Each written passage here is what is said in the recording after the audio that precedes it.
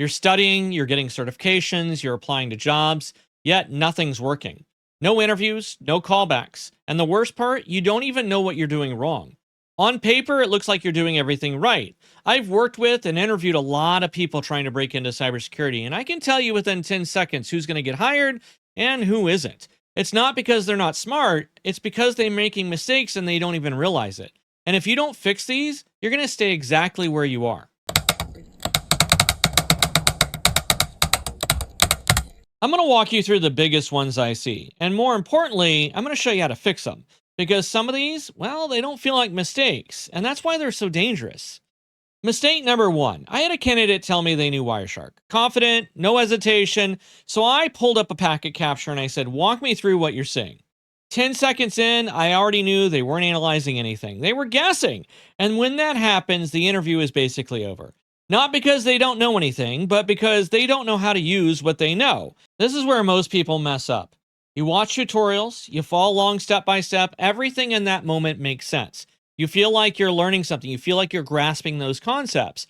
But then when you open it up on your own, suddenly there's no structure, no direction, and that confidence, it's gone. Because watching something feels like learning, but it's not. It's exposure.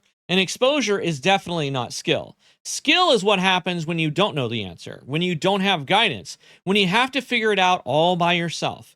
You need to practice like an analyst, and that means no step-by-step instructions, no follow-along labs, real data you haven't seen before. Open a PCAP, look at the logs, and ask yourself, what is happening here? And more importantly, talk through what you're thinking, because that's the job. Mistake number two is where even strong candidates really start to fall apart.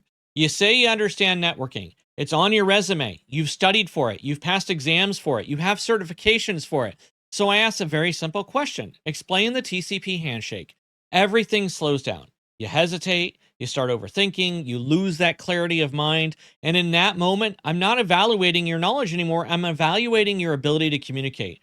Because in a real role, you don't solve problems. You explain them. What happened? Why it matters? What needs to be done to fix the problem? Sometimes quickly and a lot of times under pressure. And if you can't do that clearly in a simple interview, you're not ready. And this is the part that surprises most people. You think to yourself, if I just learn more, I'll be fine. But that's not the issue. You already know enough. You just can't express it. Start explaining things out loud, not in your head, out loud, maybe to a friend, to a colleague, to other people. Pick a concept, whether it's TCP handshake or DNS, even HTTP requests, and explain it like someone's sitting right in front of you. If it feels comfortable, you're good to go. That's the skill you've been avoiding. Number three is one of the biggest problems that I see, especially with brand new people just entering the field. College graduates, you guys are guilty of this more than anybody else I know. I've seen resumes with 5, 6 certifications. They're stacked. They've got Security Plus, Network Plus, CYSA Plus, CEH, Pen Test Plus. The list goes on and on and on. And still, no interviews. This is the part that no one's bothering to tell you. Certifications feel like progress, right? They feel productive. You pass an exam, you feel accomplished, and it's not wrong. But the problem is that when certifications start to feel like they're replacing skill, certifications are controlled. You study, you prepare, you pass, you move on.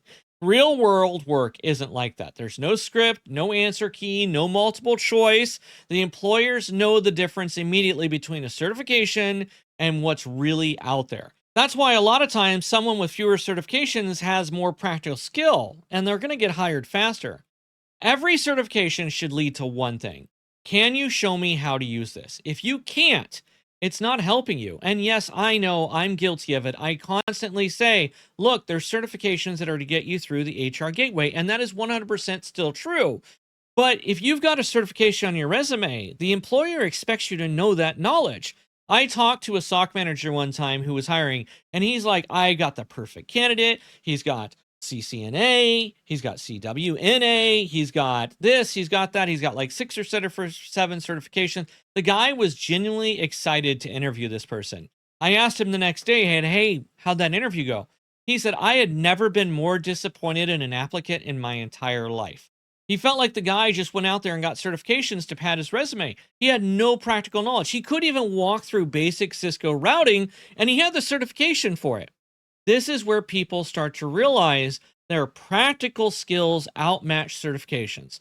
Certifications are there to get you through the doorway. That's it. Yes, you need to learn knowledge, but it's more important if you have that certification to retain that knowledge. This is exactly where most people get stuck because they never move past this stage. They keep learning, they keep studying, but they don't change how they're learning. So if you want more breakdowns like this one, real world, no fluff, what actually is going to get you hired, this is exactly what I focus here on this channel. Make sure you subscribe. All right, number 4, after reviewing enough resumes, they all start to blur together. Same certification, same wording, same structure, and here's the problem. If I can't remember you, I'm not calling you. That's how fast these decisions happen. You don't get 10 minutes, you get 10 seconds. And most candidates don't realize this, and that's why they're losing. It's not because they're not qualified, it's because nothing stands out on their resume. You need proof, not I learned this. You need, here's what I did. That could be packet analysis, it could be a walkthrough, it could be an investigation, something you can explain, something that makes someone stop and think to themselves, this person actually understands and knows what they're doing. Number 5 is all about your mindset. This is one of the biggest gaps I see. Most people don't even realize it, but you jump straight to answers. You want to be right, but that's not how this works. Real analysts don't start with answers, they start with questions. They slow down. They ask, what am I looking at? What is this? What evidence supports my hypothesis? And then they build up from there. Most candidates, they want to skip the entire process. They start guessing, and guessing is obvious, and you can see it immediately. Stop chasing answers. Start building your reasoning. Instead of what's the answer, start asking what's happening and how do I prove it?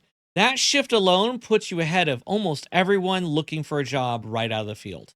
Number 6 is all about your understanding, and it feels productive when you start applying for jobs, especially when you do it every single day. You're submitting applications, you're sending resumes, it feels like genuine progress, but the reality is that you're applying to jobs you don't fully understand. You're expecting different results, and that's why nothing ever changes, because you're not aligning your skills with what those jobs or those roles actually require. Slow down. Study the job description like they matter, because they do. Look for patterns, whether it's tools, whether it's skills, or even responsibilities. That's your roadmap. It's not a random tutorial. It's not guesswork. The answers are already there. You just need to stop, pay attention, and look at what the job is actually asking for. This goes hand in hand with catering your resume to every job that you apply for. This is quite possibly the biggest shift that needs to happen with number 7. Most people build skills based on what they want to learn. What's interesting, what's exciting. Hiring managers don't care about that. They care about one thing. Can you do the job? If your skills don't match what they need, you're not going to get hired. And this is where people get stuck for months and even years. It's not because you can't learn, it's because you're building your resume in the wrong direction. Flip your thinking. Stop asking, what do I want to learn? And start asking, what would someone hire me on to do? And build toward that, not only within your resume, but within your skill set. Before this, you probably thought you just need more time, more studying, maybe another certification. But hopefully now you can see the real problem. And once you see it, you can fix it. Because this is the difference between someone who keeps applying and someone who actually gets the job, someone who gets hired.